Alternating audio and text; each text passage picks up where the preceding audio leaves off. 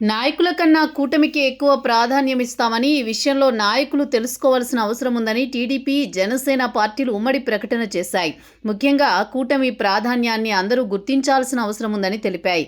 కూటమిపై ప్రభావం పడేలా వ్యవహరించే ఏ ఒక్కరిని ఉపేక్షించేది లేదని పేర్కొన్నాయి.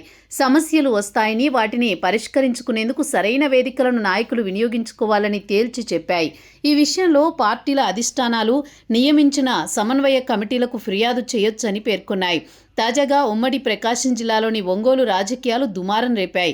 జనసేన నేత మాజీ మంత్రి Balineni, TDP sitting MLA Damacharla Janardhan మధ్య మాటల యుద్ధం జరుగుతోంది.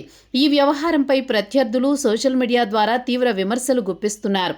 అదేవిధంగా కూటమిపైన ఆరోపణలు చేస్తున్నారు. మరోవైపు ఈ వ్యవహారం స్థానికంగా చర్చకు దారితీసింది. ఈ విషయంపై తాజాగా టీడీపీ, జనసేన ఆగ్రహం వ్యక్తం చేశాయి. నాయకులు వ్యవహార శైలి కారణంగా కూటమిపై ప్రభావం పడేలా వ్యవహరించవద్దని పేర్కొన్నారు. టీడీపీ, జనసేన, బీజేపీలతో ఇప్పటికే ఏర్పాటు చేసిన సమన్వయ కమిటీకి ఒంగోలు దుమారం సరిదిద్దే బాధ్యతలు అప్పగించాయి.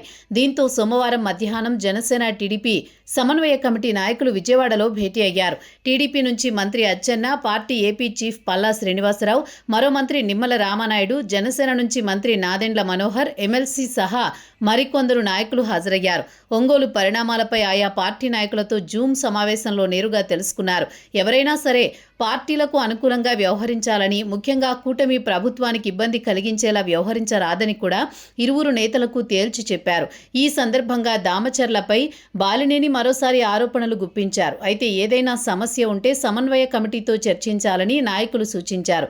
తమ దృష్టికి వచ్చిన సమస్యలను పరిష్కరించే ప్రయత్నం చేస్తామన్నారు. ఇదే సమయంలో సంయమనం పాటించాలని, ప్రత్యర్థులకు రాజకీయ అస్త్రాలు అందించేలా వ్యవహరించడం సరికాదని తేల్చి చెప్పారు. కూటమి ఐక్యతకు ప్రాధాన్యమివ్వాలని పేర్కొన్నారు.